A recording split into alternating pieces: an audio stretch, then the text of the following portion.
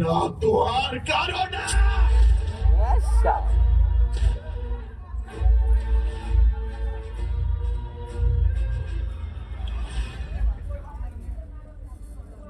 করেছ ভালোই করেছ। আমি এটাই চেয়েছিলাম, তোমার সঙ্গে প্রেমের অভিনয় করতে করতাম। তখন যে ভালো হয়েছে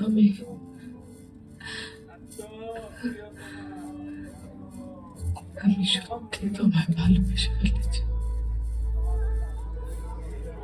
আরে ভালোবাসি।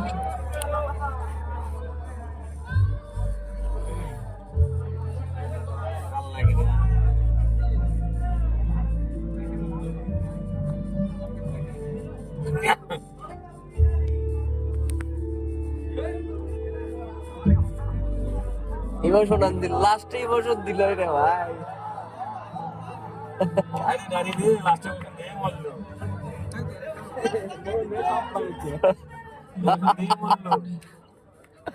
হত্যাকারীর সন্তানের সাথে সংসার করলে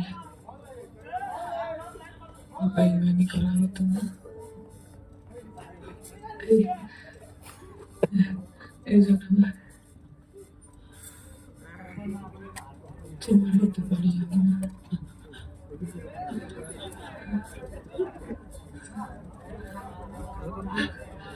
আমাকে জড়িয়ে ধরবে? আরে ঠিক আছে বাবা।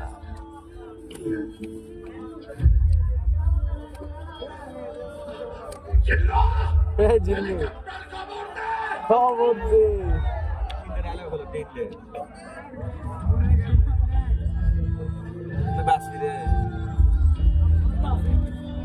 বেঁচে আছে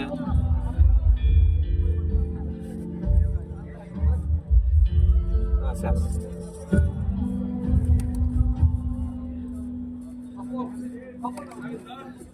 যাবে একটা বিয়ে মানে পুরো খবরটা ভাই গেলে চার বছর গুলি মারছে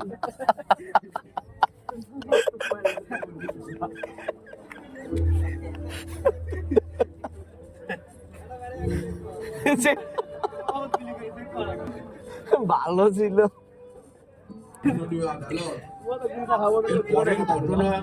পরিচালক বাদ, নতুন পরিচালক এটা পুলিশের কাছে সারেন্ডার করেন এবং 164 ধারায় জবানবন্দি মাননীয় লাগছে। আমার প্রতিপক্ষ বন্ধু এতক্ষণ ধরে যে গল্পটা বলে গেলেন সেটা নিয়ে একটা ভালো সিনেমা হতে পারে। হ্যাঁ হয়েছে তাহলে হয়ে গেছে। বাস্তবের সঙ্গে তার অনেকটাই তফাৎ। আমার মক্কেলকে ফাঁসানোর জন্য এই গল্পটা বানানো হয়েছে, কারণ মক্কেলের বাবা এই শহরের একজন স্বনামধন্য ব্যবসায়ী। তার ভাবমূর্তি নষ্ট করার জন্য এই সব গল্পের অবতারণ। মাননীয় আদালত, এটা বানানো নাকি সত্যিকারের ঘটনা তার প্রমাণ আমার কাছে আছে। এই যে মহামান্য আদালত, এখানে আসামির জবানবন্দি, তার নিচে